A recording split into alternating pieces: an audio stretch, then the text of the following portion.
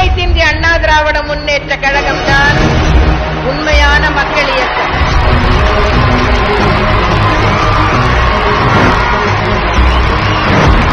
உங்களால் நான், உங்களுக்காகவே நான். எங்களை பொறுத்தவரை எந்த சுயநலமும் இல்லை, பொதுநலம்தான், மக்கள் நலம்தான்.